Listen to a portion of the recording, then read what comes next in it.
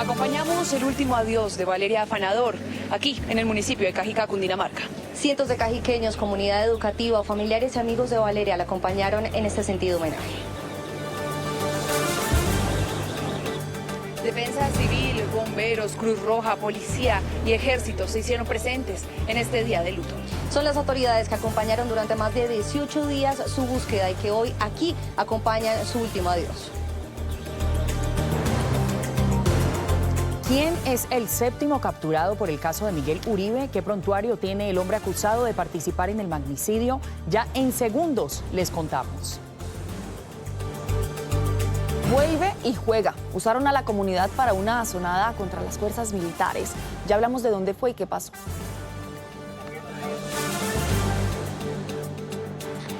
$100 millones están ofreciendo las autoridades aquí en Antioquia por información que permita ubicar a los responsables de la masacre de 4 personas en el municipio de La Unión. Increíble. En Cartagena comenzaron las obras de mantenimiento a 8 colegios, pero hubo que frenarlas por una tutela de una señora afiliada al Pacto Histórico. ¿Y los niños entonces qué?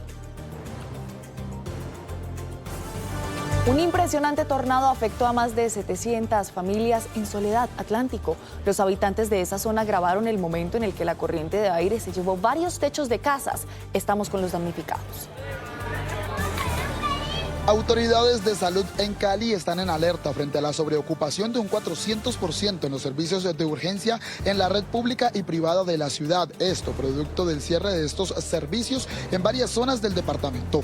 Se los contamos en minutos en Noticias RCN. Reanudan las misas en la iglesia donde ocurrió el tiroteo de Minneapolis en Estados Unidos, en el que 2 niños fueron asesinados y 18 personas más resultaron heridas. El padre que ofreció el servicio manifestó su apoyo a la comunidad tras esta tragedia. Poner fin a la pandemia de las armas. Ese es el llamado que hizo el Papa León XIV tras el tiroteo en Minneapolis, en Estados Unidos. Nuevamente elevó una oración por las víctimas del ataque armado. Nuestros presentadores ya están listos. Estamos en todas las regiones. Esto es Noticias RCN, 12:30 del mediodía, fin de semana.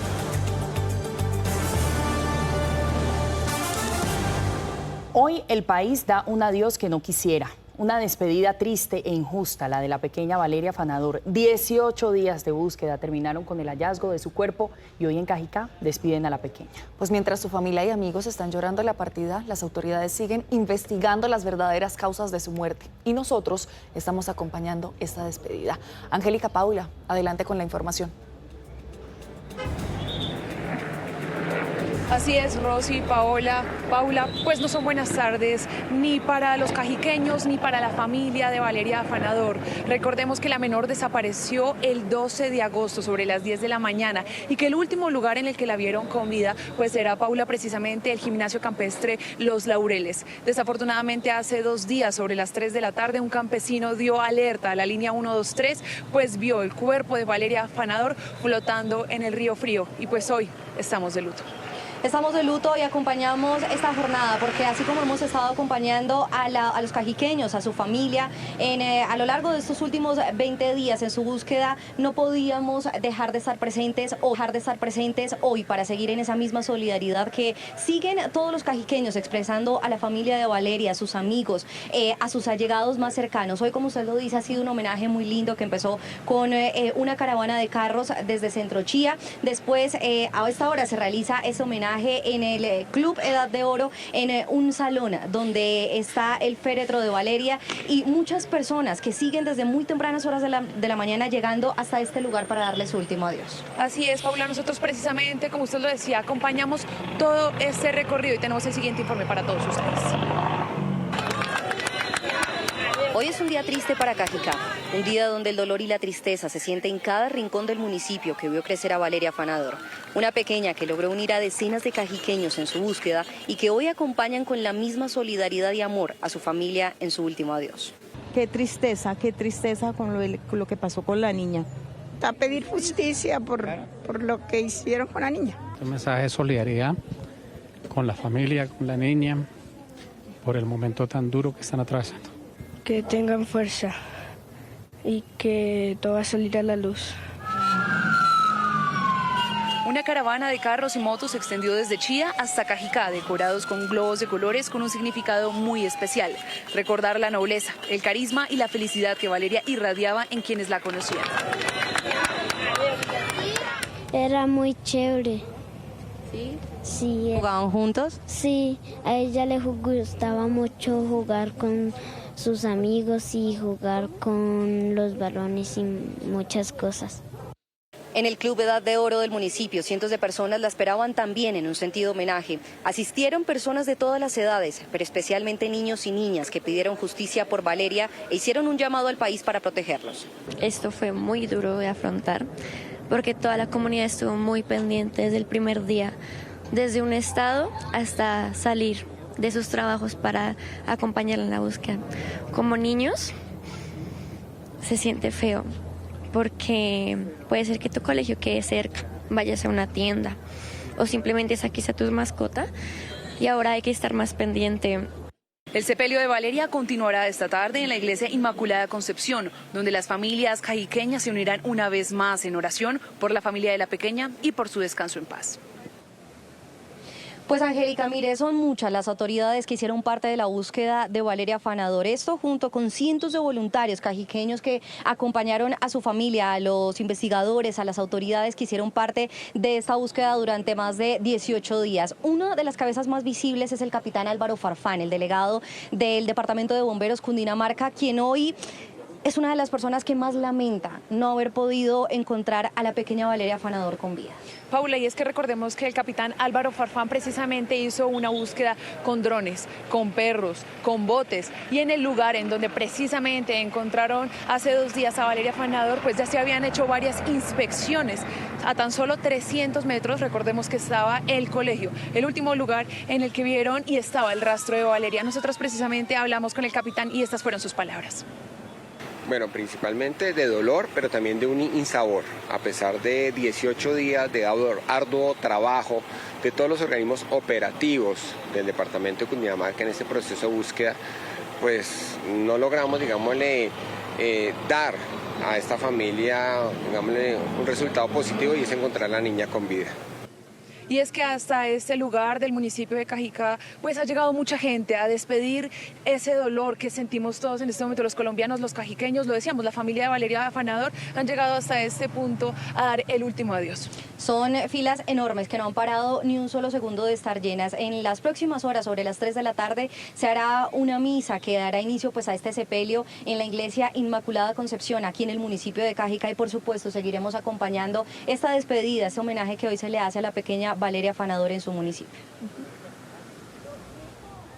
Paula, Angélica, estamos atentos de este homenaje y por supuesto un abrazo solidario a la familia de Valeria y también a todos los cajiqueños que siguen de luto por este encuentro y este fallecimiento de Valeria. Gracias por la información. 12 del mediodía, 34 minutos. Cambiamos de tema porque anoche cayó quien sería el 7º implicado en el asesinato de Miguel Uribe. El hombre tendría un tremendo prontuario criminal. Oscar Ramírez, usted ha estado desde anoche hablando con sus fuentes. ¿Qué sabemos de esta nueva captura? Paola, como lo revelamos en primicia anoche, se trata de alias Harold, un hombre con un prontuario oscuro, criminal, que va desde microtráfico hasta homicidio y que según la Fiscalía habría tenido un rol determinante en la planeación y ejecución del crimen en contra del precandidato presidencial Miguel Uribe Turbay. De acuerdo con la investigación, habría participado en la elección del menor sicario, así como en el ocultamiento de alias El Costeño y de Andrea Martínez en el Caquetá. Hasta hace poco había salido de la cárcel y ahora está a la espera de una audiencia de legalización de captura y de imputación de cargos por este nuevo crimen. Eran las 8:58 de la noche y funcionarios del CTI de la Policía Judicial leían sus derechos y las razones de su captura. Orden de captura, se encuentra el ciudadano Harold Daniel Barragán Ovalle. En el bajo mundo de la AMPA le conocían como Harold OHB, pero su nombre completo es Harold Daniel Barragán, de 26 años, oriundo del departamento del Tolima, con un amplio prontuario criminal que data de hace 10 años. Es nada más y nada menos que el 7º capturado en la red criminal que habría participado en el magnicidio del precandidato presidencial Miguel Uribe el pasado 7 de junio en el occidente de Bogotá. De acuerdo a información conocida por Noticias RCN, el presunto delincuente habría tenido conocimiento desde la planeación hasta la ejecución del atentado criminal, así como el desplazamiento de Andrea Martínez, capturada en el departamento del Caquetá, a donde llegó a esconderse bajo una estructura guerrillera. Alias Harold coordinó el lugar donde se ocultaba y fue capturado alias El Costeño. De acuerdo a la investigación, coordinaba que el escondite fuera seguro, pues conocía la zona como parte de una organización dedicada al microtráfico en Engativá. Más habría coordinado la fuga y escondite de alias El Costeño después del atentado. Esta persona ya había sido capturada por diferentes delitos. Los investigadores, de acuerdo a testimonios recibidos, también tratan de establecer si Harold participó en el reclutamiento del joven de 15 años que disparó el arma y de quien hace solo 3 días un juez decidió imponer una sanción de 7 años de internamiento en un centro especializado. Participó en todas las fases de planeación del atentado y sería el responsable de seleccionar, contactar al menor de edad que disparó en contra del senador. Alias Harold está a la espera de ser judicializado por un juez. La fiscalía le imputará los delitos de concierto para delinquir agravado, homicidio agravado, porte de armas de fuego y uso de menores en la comisión de delitos. No es la primera vez que responderá ante la justicia. En 2019 fue capturado en medio de un atraco a un empresario a quien por poco le quitan la vida. Por este hecho fue condenado en el 2021 a 30 meses de cárcel, pero el pasado mes de marzo había recuperado su libertad. Es decir, solo 3 meses antes del atentado de muerte a Miguel Uribe. Oscar, pero hay un tema del que tenemos que hablar y tiene que ver con una supuesta reunión que habría solicitado el presidente Petro al expresidente Álvaro Uribe y cuyo tema tendría relación con el asesinato precisamente de Miguel Uribe. ¿Qué fue lo que pasó y qué ha podido usted averiguar? Rosy, se trata de una serie de trinos que publicó el expresidente Álvaro Uribe en las últimas horas, en las que asegura que el presidente Petro solicitó a través de un ministro y un senador reunirse con él, pero Uribe no aceptó. Esto ocurrió solo 2 días después del crimen en contra del precandidato presidencial Miguel Uribe Turbay. Veamos ese primer trino. A los 2 días del atentado fatal contra Miguel Uribe, un ministro de Petro buscó al senador Honorio Enríquez para que me propusiera una reunión con el presidente. Le dije que no, que había hecho varias y que todo fue inútil. Al siguiente día volvió la razón, que me pedían esa reunión para evitar matanzas. Mi negativa fue rotunda. Varias personas expresaron que el ministro sentía temor por las mañas de Petro. Pues Álvaro Uribe, quien en este momento lidera un foro con los precandidatos del Centro Democrático, señaló al presidente Petro de tener otras intenciones al buscar este supuesto encuentro con él. Veamos. No se necesitó la reunión a la que me invitaron con el presidente Petro. Este señor dijo lo que quería decirme y yo como ser humano no se lo habría aguantado. Que a Miguel Uribe lo mataron buscando que nosotros matáramos a alguien del pacto histórico para ellos volver a hacer lo mismo. Esto pasa por la mente del presidente de la República, a quien hay que decirle el jefe de los matones. Bueno, pues durante toda la mañana llamamos a los allí mencionados. Uno de ellos, el senador Honorio Enríquez, quien confirmó lo que dijo el expresidente Uribe. Dijo que la reunión fue solicitada por un ministro. Pues de acuerdo a varias fuentes, confirmamos que el ministro en cuestión es Armando Benedetti. Sin embargo, hasta el momento no hemos podido obtener su respuesta. Desde ya varios sectores se han pronunciado. Uno de ellos, el expresidente Andrés Pastrana. Veamos qué fue lo que dijo. La información que publica Álvaro Uribe es de la máxima gravedad. Proponer el gobierno reuniones para evitar matanzas es la nueva forma de amenazar a la oposición. ¿Por qué un ministro propone ese tipo de reuniones a nombre de Petro, Gustavo, en vez de acudir a la justicia? ¿A qué matanzas se referían? Vale recordar que el presidente Petro ha sugerido varios posibles autores del magnicidio. Entre ellos están el ELN, las disidencias de las FARC y lo que él llama la Junta Directiva del Narcotráfico, algo que para el expresidente Uribe son teorías que simplemente distraen. Paola, usted tiene más. Oscar, muchas gracias. Y vuelve y juega. Otra vez tenemos que reportar una asonada contra la fuerza pública. Los soldados lograron cumplir con su misión, pero lo que no puede pasar es que se vuelva costumbre que se instrumentalice a la gente para atacar a los uniformados. Giovanni, adelante. Paola, televidentes, ¿qué tal? Muy buenas tardes. La verdad es que es muy preocupante lo que está ocurriendo con las fuerzas militares en el país por la poca capacidad de maniobra que están teniendo en medio de las operaciones militares. Pues en las últimas horas se registró la asonada número 21 en lo que ha ocurrido de este año. Ocurrió en el departamento de Nariño cuando las autoridades llegaron a capturar a uno de los cabecillas de las disidencias de las FARC, conocido con el alias del Paisa.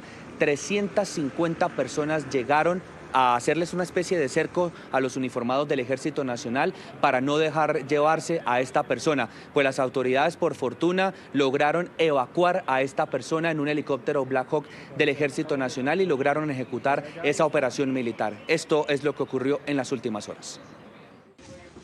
Las operaciones militares en el país cada vez son más difíciles de ejecutar.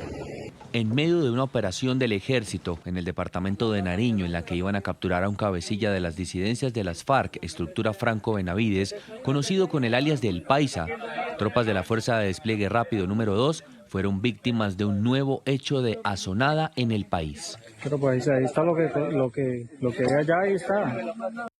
En medio del procedimiento, alrededor de 350 personas intentaron impedir el desarrollo de la operación militar, protagonizando una asonada y enfrentando a las tropas del ejército, tal como ha sido puesto en evidencia en la información y en los diferentes comunicados de prensa. Decenas de personas rodearon a los uniformados intentando impedir que capturaran a quien es considerado como una de las cabezas principales de la estructura que comanda a los grupos armados en el suroccidente del país. Por las condiciones del terreno y el clima, el apoyo aéreo fue fundamental para llegar a la zona de difícil acceso para las operaciones militares.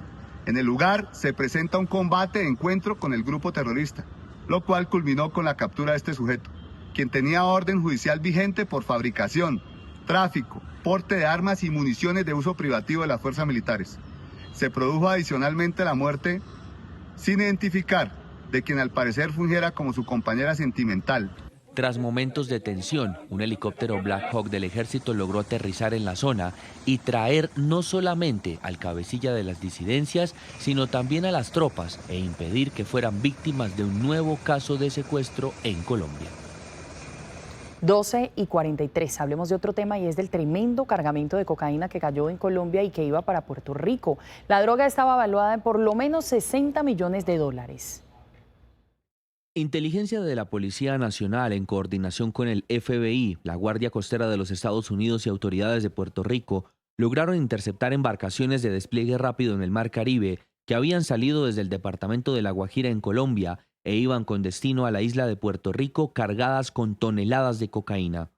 Cerca de la isla de Cabo Rojo interceptaron la lancha tipo Go Fast, que según informes del FBI iba cargada con cocaína valuada en 60 millones de dólares por la venta de más de 4 millones de dosis que tenía presupuestado vender el Clan del Golfo en países de Centroamérica y Estados Unidos.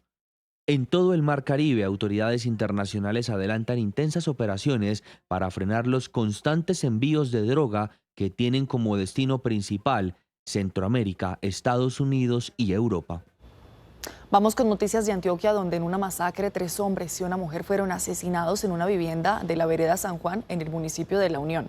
Julián, buenas tardes. ¿Qué detalles tenemos de este caso?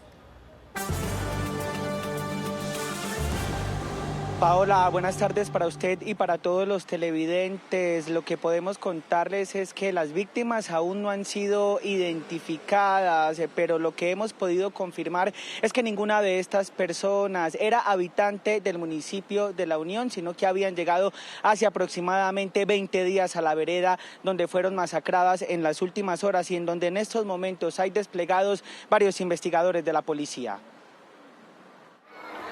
Del municipio de Bello serían provenientes las 4 personas masacradas en una finca de la vereda San Juan, ubicada a 40 minutos del casco urbano de La Unión, en el oriente del departamento de Antioquia.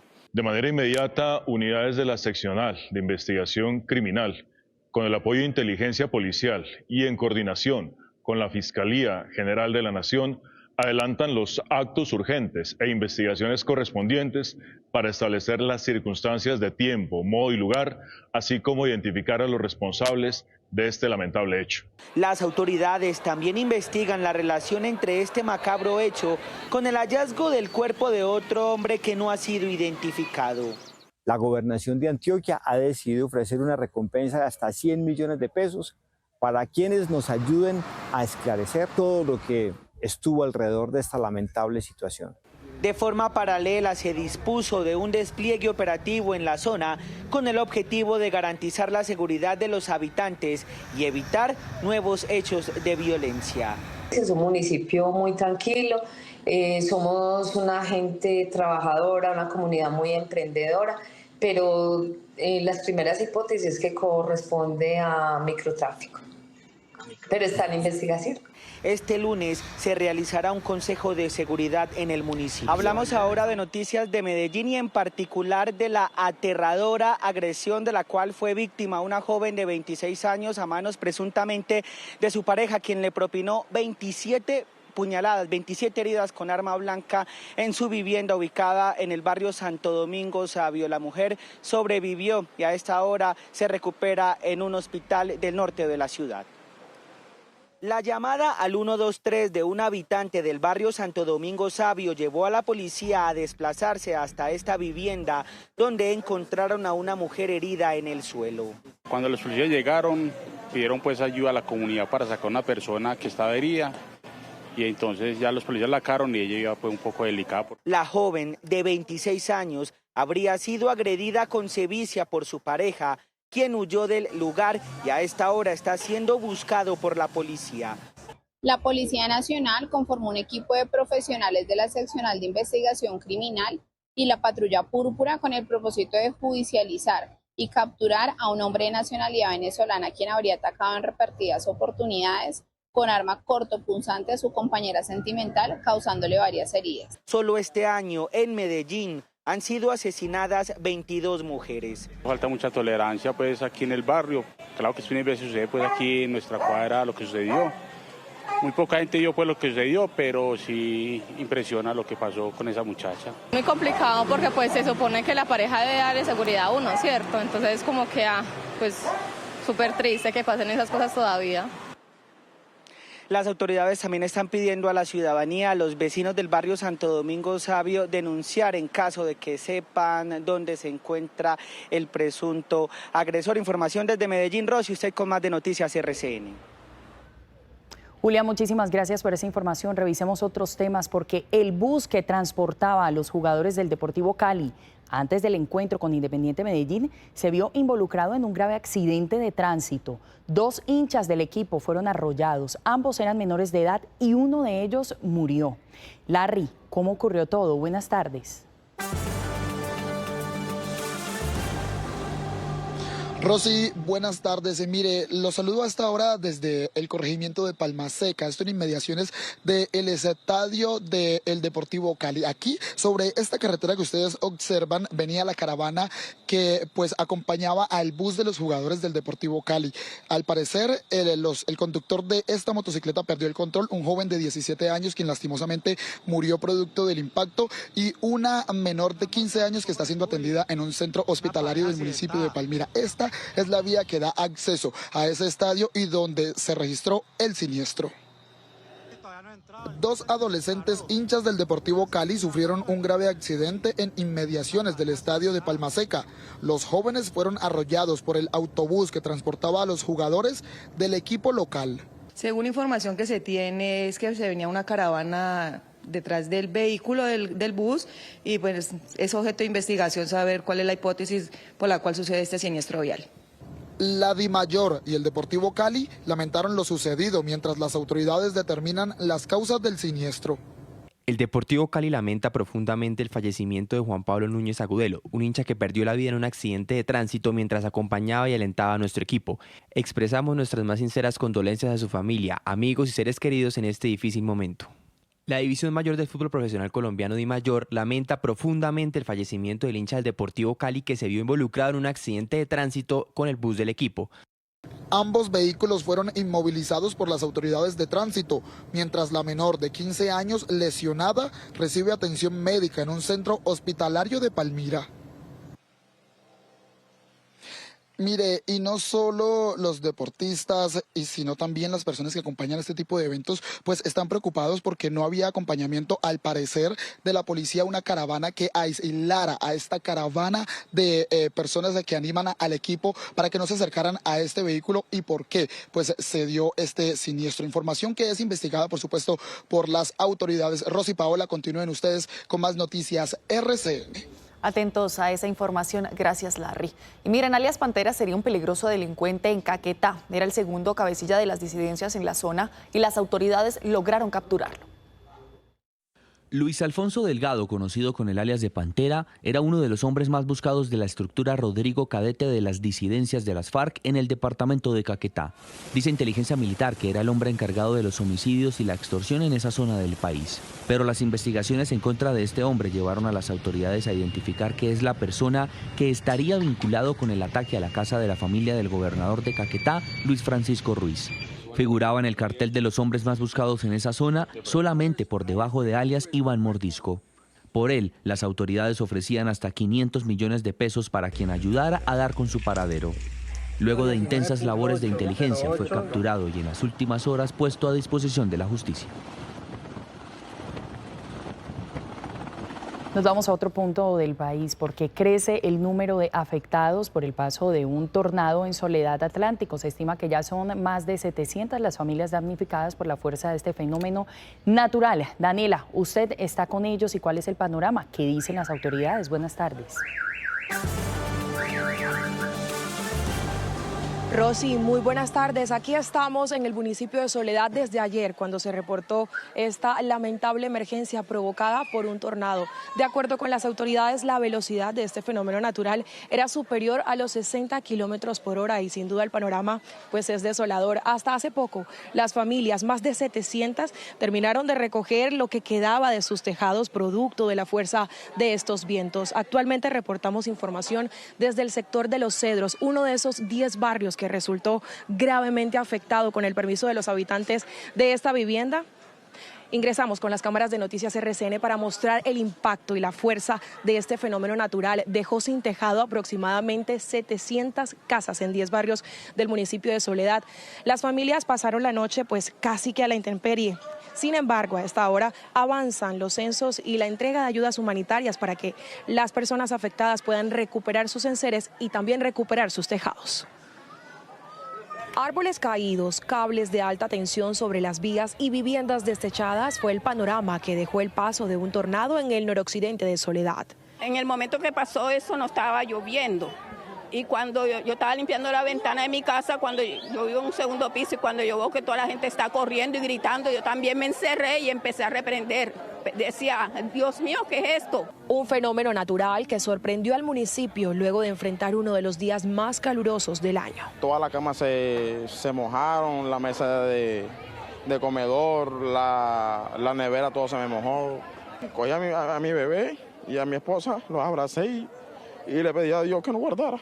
Con vientos que superaban los 60 kilómetros por hora, el cono descendía sobre el cielo de los soledeños, arrasando con todo a su paso.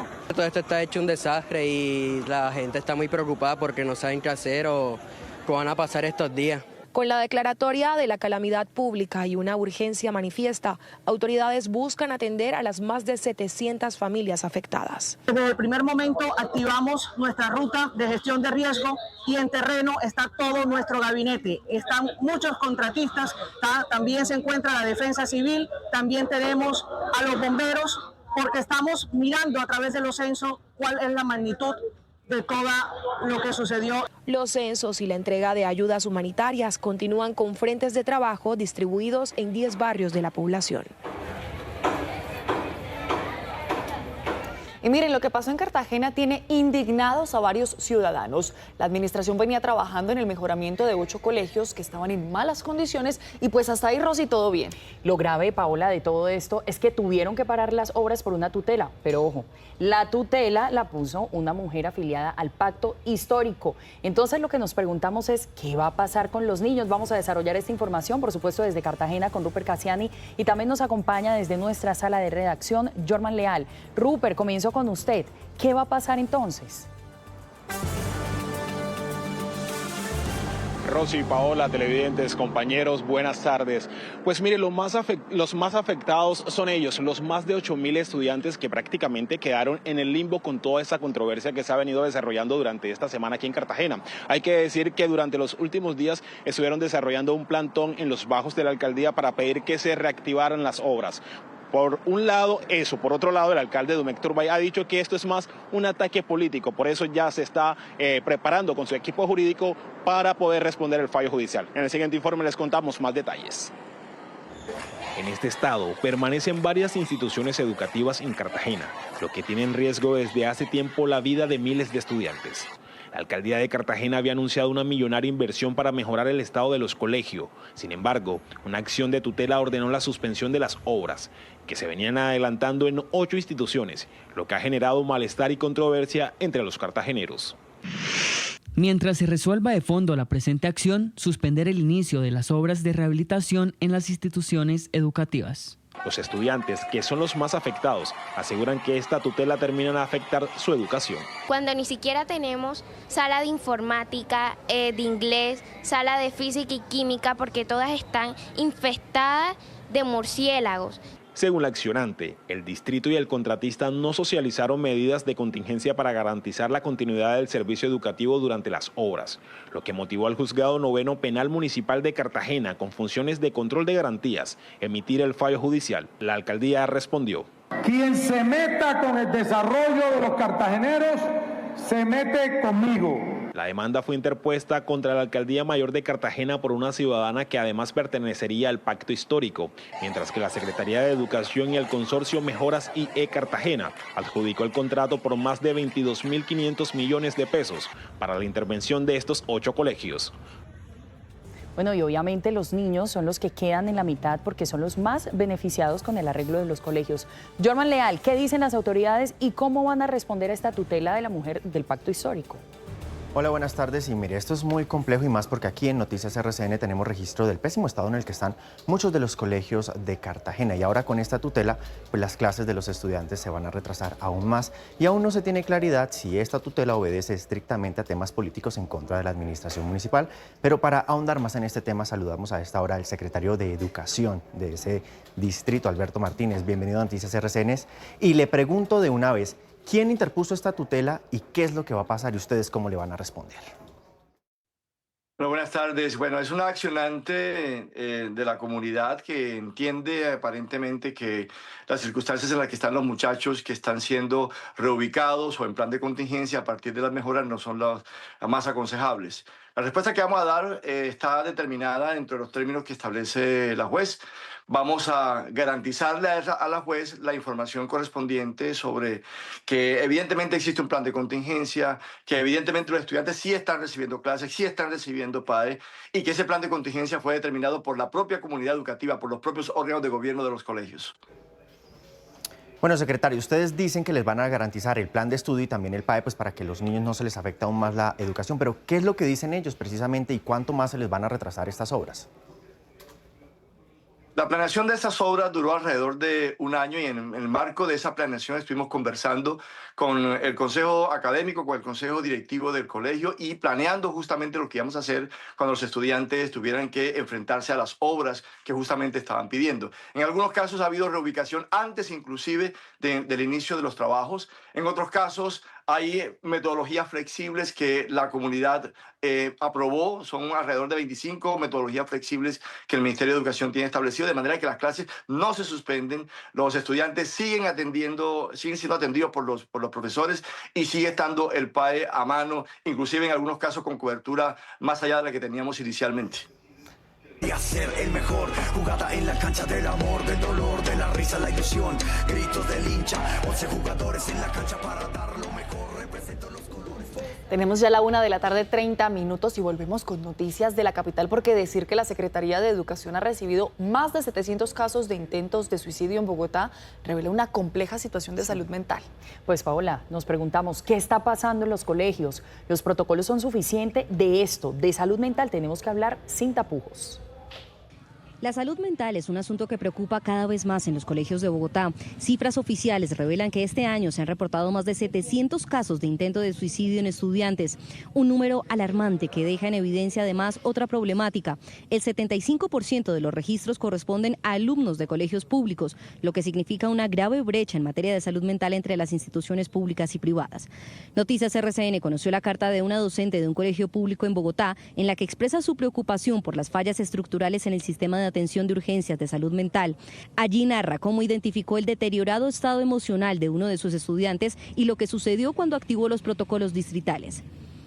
Lamentablemente transcurrieron más de 5 horas sin que llegara ningún apoyo. Solo hasta las 5:50 de la tarde recibimos comunicación por parte de la Secretaría Distrital de Salud, informándonos que no se enviaría ninguna unidad móvil al colegio y sugiriendo que la estudiante fuera llevada al Hospital Santa Clara, recomendación que fue acogida por el acudiente. Los datos indican que entre los 11 y 17 años el intento suicida presenta un aumento sensible, sobre todo en la población estudiantil femenina. Desde el Consejo denuncian la falta de una estrategia de género para atender esta problemática.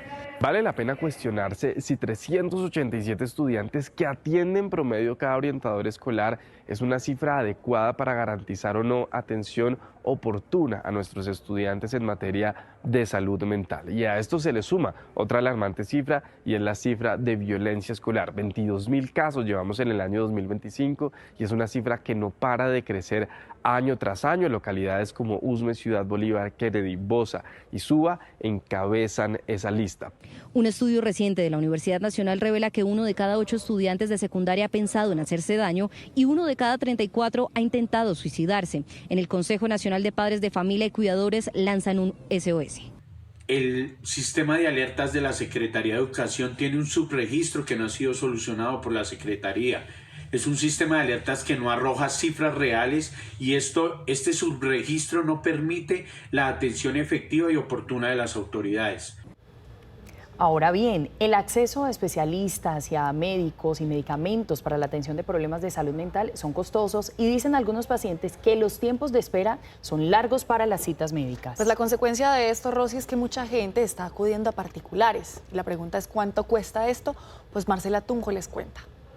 El padecimiento de enfermedades mentales como depresión, trastorno afectivo bipolar, trastorno del desarrollo, demencia y esquizofrenia vienen en aumento en Colombia. Si bien se han hecho esfuerzos para la atención, aún persisten grandes desafíos. Tener una posibilidad de citas por psicología en este momento es muy difícil por la EPS.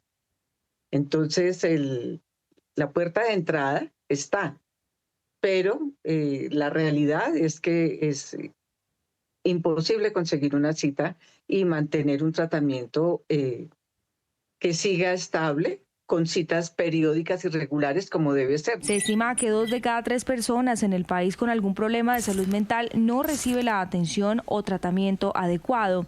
Las familias optan por pagar consultas particulares que oscilan entre los 100.000 a 300.000 pesos colombianos. Estamos hablando de valores de 280.000 pesos, una cita por psiquiatría. Entonces, pues familias de estratos 1, 2 y supongo que hasta 3 se hace complejo pues acceder. Si pagan una cita, no pagan 2. Insisten en la necesidad de acabar con las barreras. Actualmente solo el 34% de las personas que necesitan atención en salud mental la reciben. 1 de la tarde, 34 minutos. Se agrava la crisis en los hogares de adulto mayor en Santander por falta de ingresos del Departamento de Prosperidad Social. Directivos señalan que hace casi 2 años no reciben el subsidio de adulto mayor que es empleado para atender a la población internada. Camilo Santos, buenas tardes. ¿Qué dicen las autoridades? Rosy, televidentes, muy buenas tardes. Y es una situación bastante complicada la que viven más de 1.700 adultos mayores que se encuentran afiliados a estos centros de bienestar que están distribuidos en todo el departamento de Santander y pues preocupa aún más la situación en estos centros que se encuentran en las periferias, en los diferentes municipios donde el acceso es muy precario y justamente pues estos dineros que llegan de Prosperidad Social son empleados para la manutención de los mismos. Muy desesperados están los directivos de estas instituciones, han acudido a las autoridades, ya el gobernador del departamento de Santander ha manifestado que será un mediador, un articulador entre estos centros de bienestar de adulto mayor y el gobierno nacional para poder garantizar estos pagos que hace 20 meses no se realizan. Son más de 1.700 los adultos mayores que están en riesgo en todo Santander al no recibir el subsidio de Colombia Mayor, que es empleado para sus cuidados en los centros de bienestar. A los hogares de adultos mayores de todo el país, a los adultos mayores que están internos, les adeudan más de 20 meses sin el recurso, sin ese subsidio de los 80.000 pesos. Un SOS lanzaron los directivos de estas instituciones, pues aseguran que deben recurrir a la caridad por no recibir este beneficio, que es un derecho adquirido. Debemos que mantener a los abuelitos, darles comida, darles medicamentos, la atención digna que ellos se merecen. Y al no tener este recurso, pues eso nos pone en apuros, en dificultades. Hay que llevar esa queja al gobierno nacional. Yo voy a hacerlo como lo que me corresponde de ser el articulador entre el gobierno nacional y el gobierno departamental. Voceros de las fundaciones piden atención inmediata, pues aseguran en meses la situación será aún más crítica.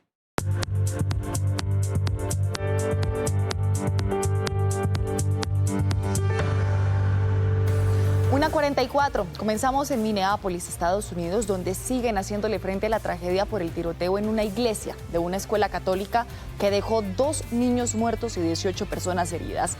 Los familiares de las víctimas y los integrantes de la comunidad se reunieron en 2 eucaristías en este lugar donde ocurrió el tiroteo en un momento de oración solemne. Un acto de memoria colectiva. La comunidad y los familiares de las víctimas del devastador tiroteo del pasado miércoles decidieron unirse en oración. Se dieron cita en la misma iglesia donde Robin Westman abrió fuego en plena misa. Jesús dice, ¿puedes sentarte conmigo aquí en el polvo un rato? Siéntate conmigo aquí, en este lugar bajo. Y ese fue el primer mensaje que escuchamos el miércoles por la mañana, cuando la primera bala entró por la ventana. En el servicio fue honrada la memoria de los pequeños Fletcher y Harper, quienes fueron asesinados. En el ataque armado también resultaron heridas otras 18 personas, en su mayoría niños. Los niños de nuestra escuela seguirán siendo nuestro apoyo. Todos nuestros vecinos, que han estado demostrando su amor, serán nuestro apoyo para mantener nuestras manos en alto en oración. Como parte del tributo, la entrada de la iglesia de la Escuela Católica Anunciación en Minneapolis fue adornada con cientos de flores y algunos peluches. Pues a propósito de este tiroteo, el Papa León XIV hizo un llamado a poner fin a lo que denominó como la pandemia de las armas. Nuevamente elevó oraciones en la memoria de las víctimas de este ataque. Nuestras oraciones por las víctimas del trágico tiroteo durante una misa escolar en el estado estadounidense de Minnesota. Incluimos en nuestras oraciones a los innumerables niños que mueren y resultan heridos cada día en todo el mundo. Roguemos a Dios que detenga la pandemia de armas grandes y pequeñas que infecta nuestro mundo. Y una nueva flotilla con unos 300 activistas pro-palestinos zarpó de Barcelona rumbo a la Franja de Gaza. Entre ellos hay una delegación de 4 colombianos. Viajan a bordo de unos 20 barcos con el objetivo de entregar ayuda humanitaria entre alimentos y medicinas a quienes viven en el enclave. Y Rusia responsabilizó a Europa de obstaculizar los esfuerzos del presidente Donald Trump para alcanzar un acuerdo de paz en Ucrania. El portavoz del Kremlin dijo que hasta que no vean intenciones de Kiev de solucionar el conflicto por medios diplomáticos, continuarán con su arremetida. Los europeos están obstaculizando estos esfuerzos, poniendo palos en las ruedas, consintiendo y probablemente alentando al régimen de Kiev a continuar con su absurda línea de intransigencia. Esto es un grave error, no beneficiará en nada al régimen de Kiev, al contrario, empeorará aún más la situación. Rusia, mientras tanto, mantiene su postura.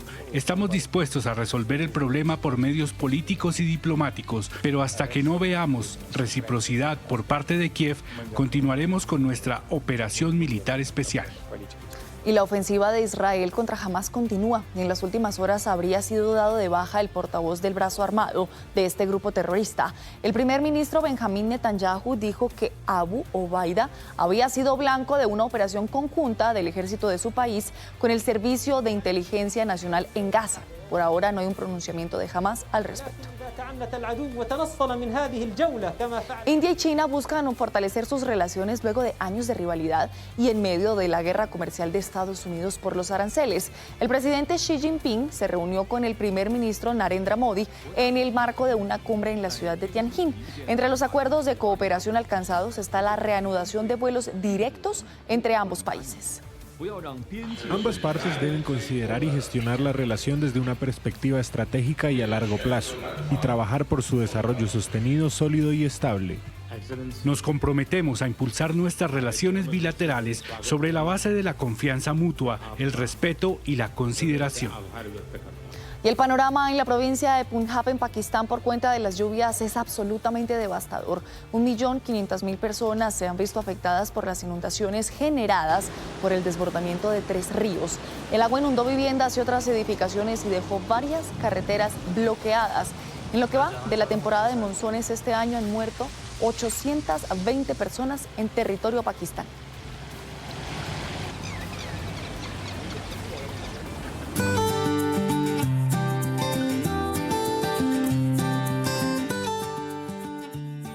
Hola, muy buenas tardes, bienvenidos a Tu Lado Animal. Les cuento que mi amiga Poli y yo ya estamos listas y preparadas para contarles las historias que les traemos hoy, 31 de agosto. Y empezamos con la Fundación SOS Rescate Animal. Nos contactaron para contarnos la historia de Luna y por supuesto porque necesitan ayuda. Mi compañera Mónica Melo habló con la fundadora de SOS Rescate Animal y nos contó la historia de Luna.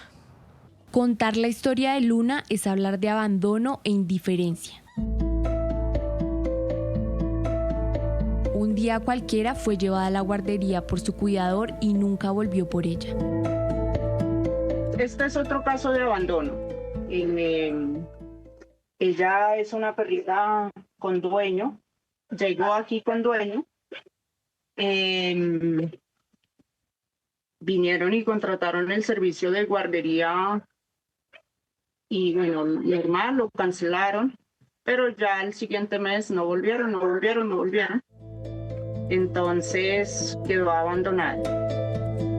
Luna no solo tuvo que enfrentar perder su hogar y quedarse sin familia. Sus tenedores no la habían esterilizado y pues es algo que no se puede hacer sin la previa autorización de ellos. Dioselina cogió a Luna y la cuidó durante su embarazo. Ahora ya tiene bajo su cuidado a los 7 cachorros.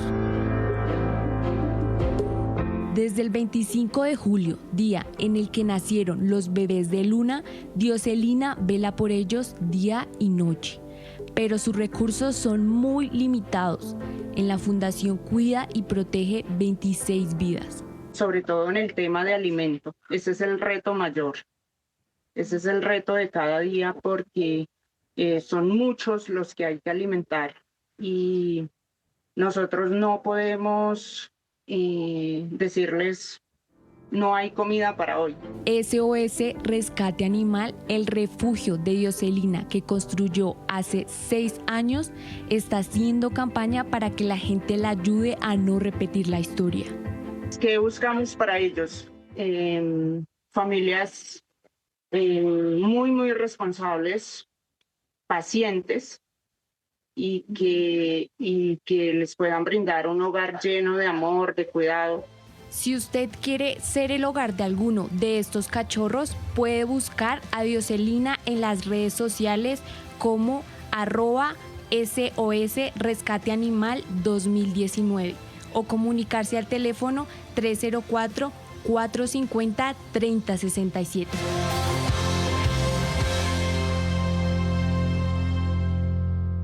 Aquí en pantalla les vamos a dejar el nombre y el contacto de la fundación para que ustedes, si se animan a esta causa, deciden darle un hogar y una familia a uno de estos cachorros, pues se comuniquen con la fundación. Bueno, ¿cómo les parece que Bogotá abrió la convocatoria para adoptar a perros y caballos que terminaron su servicio a la ciudadanía? Adopta un héroe es un programa que busca darle un hogar definitivo a 10 caballos y 3 perros que cumplieron su ciclo de servicio social. Ahí en pantalla están viendo ustedes a Nuria, a Nicole, a Justina, a Pascal, a Yumila, a Damián y a Joshua, a los perros que también pertenecieron al cuerpo oficial de bomberos. Así que si usted nos está viendo en este momento y decide adoptar a uno de estos caballos, a uno de estos perros, a uno de estos héroes, puede mandar un correo a la siguiente dirección: adopciones@animalesbog.gov.co. Para los caballos buscamos obviamente lugares en ruralidad, lugares que tengan que ver con santuarios, con refugios, con casas campesinas, en donde puedan ir a terminar su vida estos últimos años de una manera tranquila, llenos de amor, llenos de cariño, no para que sean usados para trabajo. Y en el caso de los 3 caninos, familias como las nuestras, familias en las cuales puedan encontrar ese hogar que se merecen y que podamos brindarles todo el amor que han estado buscando después de haber ayudado tanto a nuestra sociedad y a nuestra ciudad. Bueno, y seguimos con más historias acá en Bogotá, en el barrio El Galán. Hace pocos días delincuentes se robaron una camioneta. Lo que pasa en este caso es que dentro de la camioneta estaba el perro de uno de los ciudadanos que se comunicó con nosotros para que por favor visibilizáramos este caso. Thor fue robado, Thor no aparece, así que los invitamos a que vean un poco más detalles de esta historia. El pasado viernes 15 de agosto, don Guillermo Ibáñez fue víctima de un violento atraco en el barrio Galán en Puente Aranda. Delincuentes que lo amenazaron con armas de fuego se le llevaron su camioneta Toyota TXL de placas IWL 177. Pero lo más doloroso es que su perro, un pitbull de color blanco y café claro, estaba en el vehículo y también se lo llevaron. Mi perrito Thor, pitbull carmelito con rayas pintas blancas dentro de ella. Les ruego el favor a las autoridades, les ruego el favor a las personas que tienen al perrito, me lo devuelvan. Para él y su esposa han sido días de mucha angustia y tristeza por Thor, un perrito noble y amoroso que piden esté de vuelta a su hogar con ellos. Es un perrito, es muy importante para nosotros. Mi esposa y yo estamos sufriendo muchísimo por este animalito, no hemos podido dormir ya durante 10, 12 días bien. Les ruego, por favor, devuélvame el perrito. La familia insiste en el llamado de las autoridades para encontrar a Thor. Entre todos podemos ayudar a que Thor vuelva a casa, que Thor vuelva con su familia. Ojo a los avivatos, a las personas que quieren aprovecharse de esta situación y que quieren extorsionar al dueño de Thor, porque pasan otras circunstancias y eso puede resultar en líos judiciales. Eso es todo por ahora. Poli y yo nos despedimos, pero los esperamos. Les recordamos que ustedes tienen una cita con nosotros el próximo fin de semana aquí en Tu Lado Animal. Feliz tarde para todos. 2 de la tarde, 3 minutos. Gracias por continuar con nosotros. Vamos con noticias de nuestras regiones. Estamos en diferentes puntos del territorio nacional. Desde Antioquia nos acompaña Julián Vázquez. En el Cauca, específicamente en Patía, está Carlos Andrés Gómez y Álvaro Lora en Cesar, el Río de Oro. Vamos a comenzar en Antioquia porque Noticias RCN puede confirmar que después de 3 días el ejército aún no ha logrado desactivar ni retirar los artefactos que fueron instalados junto a un cilindro en la vía donde fue asesinado el soldado de 22 años y donde resultaron heridos 2 militares más en San Andrés de Cuerquia. Julián, ¿cuál es la situación? Rosy, así es, estamos hablando del mismo cilindro y de los mismos artefactos que intentaba retirar el soldado Sneider Alejandro Pineda cuando fue asesinado el jueves por presuntos integrantes de las disidencias de las FARC. Y ese es el riesgo que se mantiene latente, que las tropas del ejército vuelvan a ser hostigadas por integrantes de esta estructura armada. De ahí a que cualquier movimiento deba hacerse de forma estratégica, como si fuera poco. En la zona fueron instalados no solo uno, sino varios artefactos explosivos. El conflicto en esa zona se ha intensificado mucho a tal punto de que esa siembra de estos artefactos limita la movilidad hasta para la misma fuerza pública, porque hay que entrar con precaución, con cuidado, hay que hacer unos desminados especiales, por así decirlo, para poder que incluso pueda asegurar el terreno la misma fuerza pública. Vamos ahora al departamento del Cauca porque es lamentable el panorama en la cuenca del río Patía. La minería ilegal está destruyendo el ecosistema a pasos agigantados. Por eso, centenares de habitantes de 5 municipios piden ayuda para que se frene cuanto antes este codicioso proceder en la extracción ilegal de oro. Carlos Andrés Gómez, usted tiene más detalles. Buenas tardes. Hola, ¿qué tal? El daño ambiental es abrumador. Los saludo desde el cauce de la Quebrada San Juan, aquí en Patía, sur del Cauca. Hasta hace 2 años, cuando llegó la minería criminal a la cuenca del río Patía, el agua me estaría dando por lo menos a la cintura. Pero desde entonces, el agua no volvió. Solo quedan algunos charcos y peces que se niegan a morir. Huele a ácido, huele a material en descomposición. Antes el río era cultura. diversión, ahora ya no lo es. Con nostalgia e indignación, centenares de habitantes del sur del Cauca marcharon como rechazo a la minería ilegal. La minería y la ambición del ser humano está acabando con nuestra riqueza, que es el río Patía, más conocido como la India.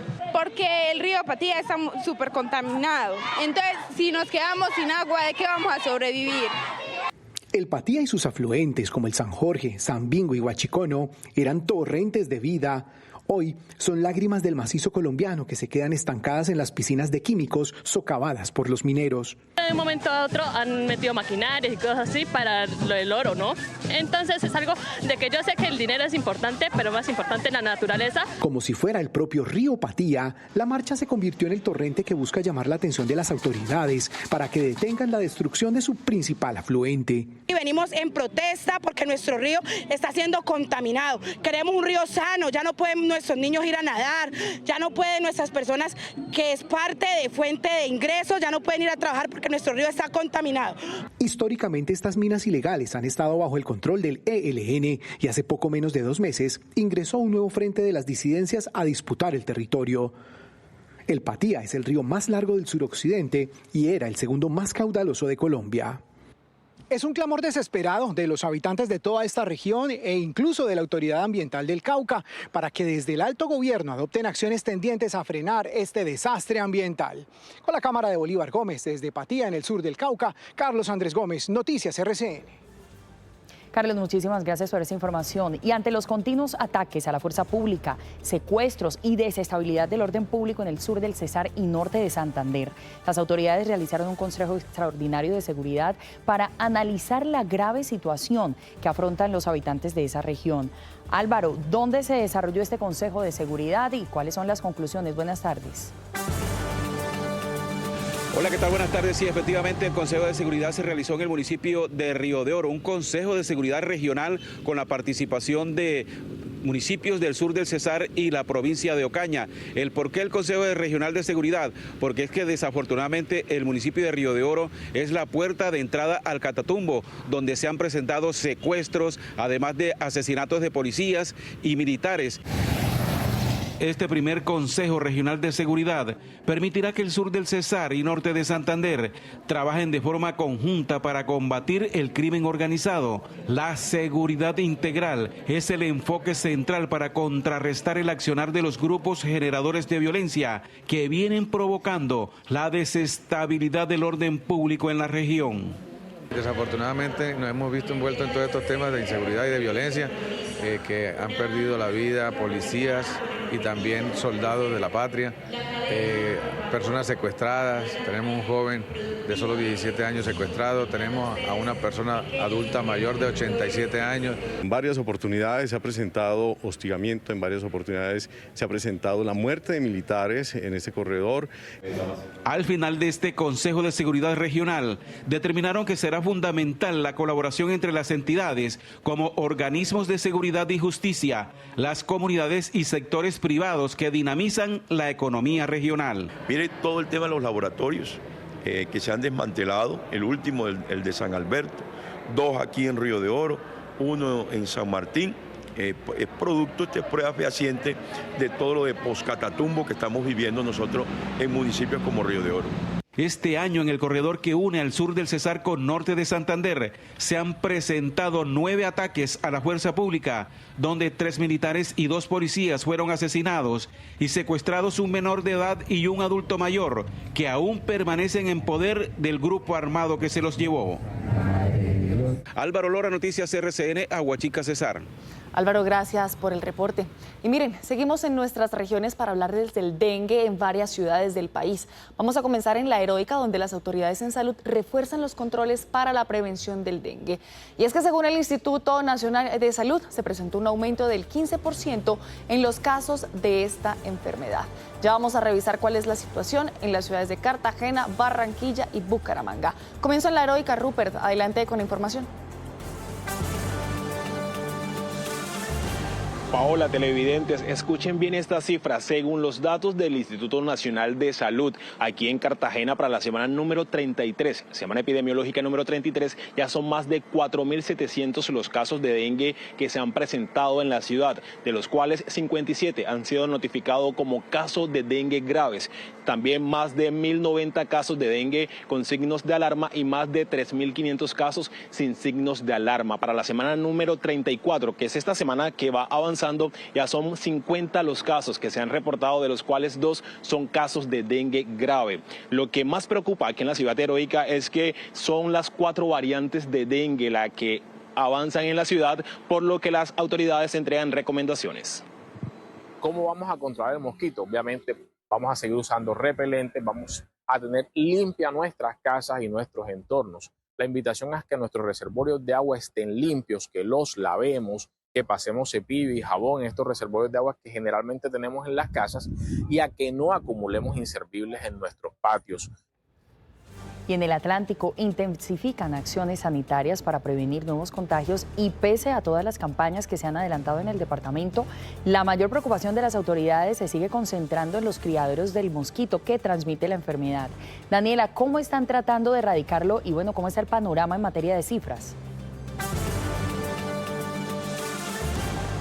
Rosy, mire, sin duda es una labor titánica la que adelantan las autoridades aquí en el Atlántico. Casa a casa están recorriendo esos espacios donde pueden ser encontrados los criaderos del mosquito. Pero para que ustedes puedan entender un poco mejor, los criaderos son esos recipientes donde se almacena poca o gran cantidad de agua que terminan generando un ambiente favorable para el criadero de este insecto que transmite la enfermedad del dengue. Se han realizado más de 94.000 visitas en donde se han diagnosticado o más bien detectado cerca de 5.000 de esos criaderos. Todo esto coincide, por supuesto, con las cifras muy similares a la de Cartagena, más de 3.200 casos reportados hasta la semana epidemiológica número 33 en todo el departamento. Estamos haciendo un trabajo articulado con la Secretaría Departamental y la Secretaría de Salud Municipal, entregando unos tanques en este corregimiento con el fin de garantizar la acumulación adecuada del agua y evitar la propagación del dengue. Hemos entregado hasta el momento 10 tanques a 10 familias, tratando de garantizar y concientizarlos a ellos en el autocuidado de la salud propia y de los vecinos. Y terminamos en Santander, donde sigue la alerta por las muertes causadas por el dengue. El motarvirus ya ha cobrado 7 vidas este año y ha sido diagnosticado en más de 8.000 personas. Camilo, ¿cuántos menores han fallecido por la enfermedad y cuáles son las ciudades con más riesgo? Paola, televidentes, así es. Mire, preocupa aún más que pese a que las autoridades están enviando ese mensaje de alerta a las diferentes viviendas, pues cuando hacen esas visitas, especialmente en zonas críticas, pues se encuentran casas donde tienen estos criaderos. Una simple taza puede ser un espacio especial para que el Aedes aegypti, la larva de este mosquito, pueda fácilmente llegar a diferentes puntos y contagiar a más personas con dengue. Una situación lamentable, y es que, de acuerdo a lo que dicen las autoridades, ya son 3 niños los que han perdido la vida de estas 7 personas en todo el territorio santanderiano y hasta la fecha ya se han diagnosticado más de 8.338 casos. Las ciudades que se encuentran en alerta son el área metropolitana de Bucaramanga, también del sur de Santander y también del Magdalena Medio santanderiano. Lamentable el fallecimiento de 7 personas asociadas a dengue, de los cuales 3 son menores de edad. Aquí el llamado a la comunidad para que sigamos haciendo acciones de identificar dónde están los criaderos, de todas estas actividades que desde la Secretaría de Salud hemos venido capacitando para eliminar la proliferación de zancudos y mosquitos. 2 de la tarde, 14 minutos. Hacemos un cambio de tema. Hablemos ahora de cosas más positivas porque las fiestas de la cosecha de Pereira cerraron con el desfile infantil de chapoleritas y arrieritos, en el que decenas de niños recorrieron las calles luciendo trajes típicos y elementos que evocaron la tradición cafetera. La actividad, organizada por RCN Radio y la alcaldía, llegó a su 4ª edición. Johnny, adelante. Hola, ¿qué tal? Muy buenas tardes. Se finalizan hoy las tradicionales fiestas de la cosecha de Pereira por los 162 años que cumple la ciudad y se realiza este importante desfile de chapoleritas y arrieritos. Son los niños de la ciudad que llegan hasta este sector de la Villa Olímpica y con sus caballitos de palo realizan un hermoso y colorido desfile en este sector. Los niños también lucieron sus mejores trajes típicos de la región cafetera y por supuesto les encantó todo este recorrido que hicieron porque recibieron muchos premios y aparte de esto pues afianzan un poco de esta cultura cafetera de nuestra región. Centenares de niños desfilaron vestidos como chapoleritas y arrieritos, con sombreros, faldas de colores y machetes de madera, que recordaron las raíces cafeteras de la región. Siempre ha tenido gran acogida por nuestros niños, porque aquí tenemos premios, ellos tienen la oportunidad de vestirse con los trajes típicos. El desfile fue acompañado por las familias que llenaron las calles con aplausos y sonrisas. Mi abuela me... Con crayones y colores, los niños dibujaron lo que más les gusta de su tierra, la naturaleza y los cafetales. Pereira les pedimos que hicieran unos dibujos alusivos a Pereira. Tuvieron los dibujos tan lindos que entregaron, una cosa espectacular, el amor por el Deportivo Pereira. Empresas locales se unieron a esta iniciativa para respaldar actividades que fortalecen los lazos de identidad cultural y de esparcimiento para los niños. Y viendo todos los niños disfrazados, todos los niños como apostándole a la región, de lo que realmente son las raíces de Pereira. Cada paso de los pequeños con sus caballitos de palo fue también un homenaje a la historia que ha forjado a Pereira en sus 162 años. El desfile salió del centro comercial Unicentro y llegó hasta este lugar que es el obelisco de la Villa Olímpica, un recorrido aproximadamente de 1 kilómetro donde los niños disfrutaron su recorrido en sus caballitos de palo en este evento que ya es tradicional y que llega a su 4ª versión y hace parte ya de las fiestas tradicionales de Pereira. Información que tenemos desde la Perla del Otún. Sigan ustedes con más información. Muy buenas tardes. Una tradición para seguir preservando, Johnny. Gracias. Y un análisis crítico del gobierno del presidente Gustavo Petro es lo que encontramos en el libro El desastre anunciado del último Aureliano del economista y periodista Silverio Gómez. Paola, son 6 capítulos de cifras, frases y conclusiones que nos muestran una amplia radiografía de la situación actual del país.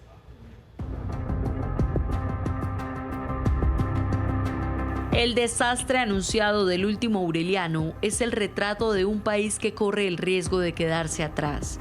Una crítica urgente para repensar el futuro de Colombia. Bueno, el presidente siempre dijo que él era el último Aureliano y que es el personaje ícono de García Márquez en 100 años de soledad. Y cuando se habla de 4 años, 11 meses, 2 días, la referencia es porque en Macondo llovió sin parar durante ese tiempo y eso trajo mucha pobreza, mucha tristeza, mucho desaliento entre la gente de Macondo. Entonces, cuando uno dice que Petro, la herencia de Petro, estaba anunciada del primer día del gobierno. En el año 2022 anunció un gran acuerdo nacional que rápidamente lo incumplió.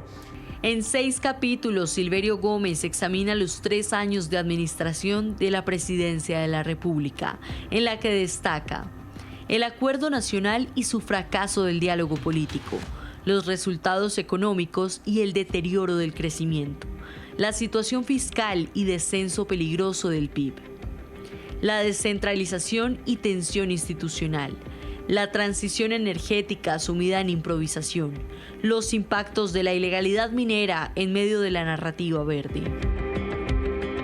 Para recuperar la economía se necesita crecer entre el 27 y el año 2030 6.2%, porque en los primeros 5 gobiernos de este siglo se creció el 4% anual y en el gobierno de Petro se creció 2%, la mitad de lo que se había crecido históricamente. También uno puede mirar que el número de empresas liquidadas entre el 2023 y el año 2025 superó al periodo de la pandemia.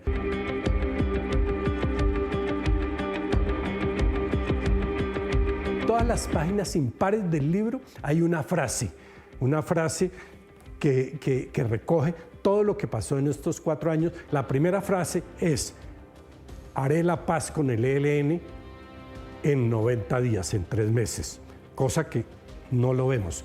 El autor también expone las posibilidades que tiene Colombia para el último año de gobierno de Gustavo Petro y el próximo mandato. Vamos a salir adelante, sin la menor duda, porque Colombia es un país hecho con mucha fuerza, con mucho trabajo, con mucha educación, con mucha consagración y con una posibilidad muy grande de hacer las cosas y salir adelante.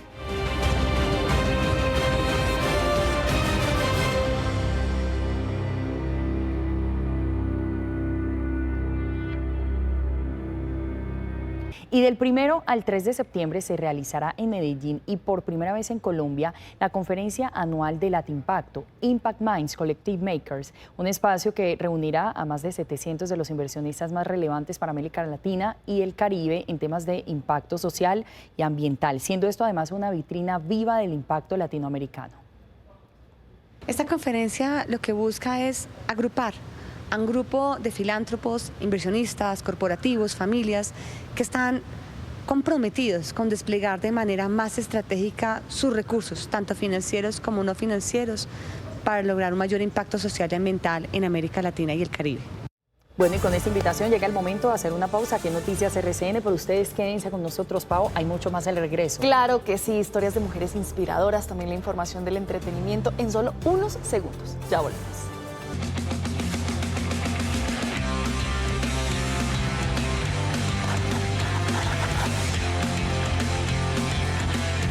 María Prieto convirtió el dolor en fuerza y su historia inspira hoy a mujeres en más de 30 países. De una adolescencia marcada por la violencia pasó a reconstruir su vida en Estados Unidos y ahora lidera una academia digital que enseña a las mujeres a alcanzar independencia financiera usando las redes sociales con propósito. Esta es su historia.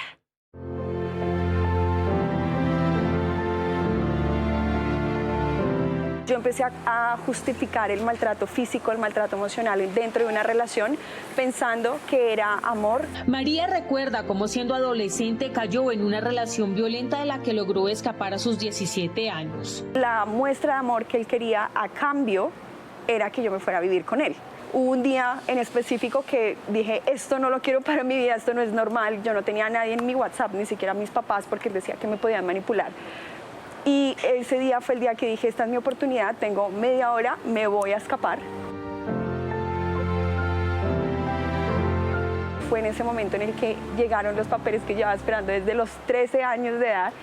A los 5 días, de verdad escrito por la mano divina, me llegaron los papeles y a los 15 días de haber escapado de esa casa, estaba yo en Estados Unidos emprendiendo mi nueva vida como una nueva oportunidad. La esperaba su papá, en quien encontró el apoyo incondicional para reconstruir su vida y empezar desde cero. A los 8 días ya tenía empleo vendiendo gafas en el Sogras. Yo pagaba mi renta, le pagaba mi carro, pagaba todo lo mío, pero luego eventualmente me di cuenta que no se trata de hacer dinero porque quiero ser más que un hombre o porque porque jamás me vuelve a mantener un hombre. Yo lo hablaba desde el dolor. A partir de esa experiencia comprendió que la verdadera libertad para una mujer es la independencia económica y emocional, una lección que guiaría todo su camino. Yo tenía problemas de desorden alimenticio, problemas de la autoestima, y no tenía el dinero para poder pagarme un nutricionista, para poder pagarme un gimnasio, qué sé yo, algún plan. Lo empecé a hacer empíricamente y a raíz del resultado tan rápido que yo misma obtuve, gané 5 de las competencias más grandes del sur de la Florida. Con esfuerzo y disciplina combinó estudios, trabajo y entrenamientos, pero descubrió que la fama y los likes no garantizan estabilidad ni propósito verdadero. Me di cuenta que había un hueco. Sabía cómo usar las redes sociales, me encanta crear contenido, me empecé a capacitar, pero me di cuenta que por likes no me cambia la vida. La fama es banal, los likes y los me gusta son banales, la belleza se acaba, pero hay una belleza que no se acaba, es la de acá y la de acá, y ahí fue cuando yo dije, voy a cerrar todo, cerré todas mis redes sociales y volví a empezar desde cero. Logró crear una academia digital que forma a mujeres para monetizar sus talentos sin perder sus valores. Con su equipo, conformado solo por mujeres, impacta en más de 30 países. Desarrollé un programa adentro de la academia para mujeres que se llama MEF. También tenemos hombres, todos bienvenidos, pero este programa cubre los 4 ángulos más importantes de la vida personal de una mujer, que es mental, espiritual, físico y financiero. Para María, el celular no es adorno, es una herramienta para transformar vidas y se usa con disciplina. A mí me gustaría que se tome su tiempo de pensar y entender la capacidad que tiene el teléfono que usted tiene, las redes sociales, y que si usted lo llega o su intención es querer hacerlo, hágalo bien, hágalo de una manera responsable y sobre todo monetice.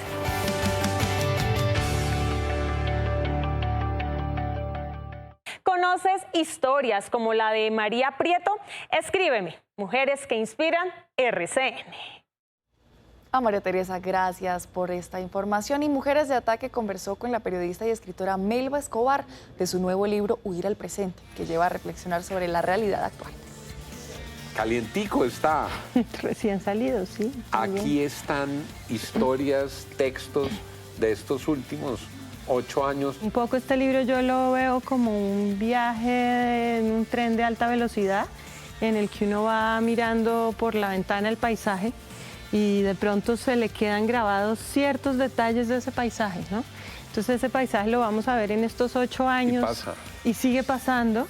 Y el orden no es cronológico, que yo creo que es una de las delicias del libro, sino que está organizado por temas. Hay un tema como el dios de la palabra, que es mucho todo lo que pasa alrededor del lenguaje. Hay uno de distopías, hay otro del woman power, muy relevante para mujeres de ataque. Y así en total son 10 capítulos que buscamos, pues que busco, digamos, como que viajemos por nuestros tiempos presentes a través de estas pequeñas instantáneas. Gracias a ustedes también por acompañarnos. Así llegamos al final de esta emisión de Noticias RCN Fin de Semana. Les invitamos a que permanezcan actualizados a través de nuestras plataformas digitales, en nuestra página web y también la app del canal RCN. Quédense con nuestra programación porque a continuación llega una nueva entrega de la película de John Wick.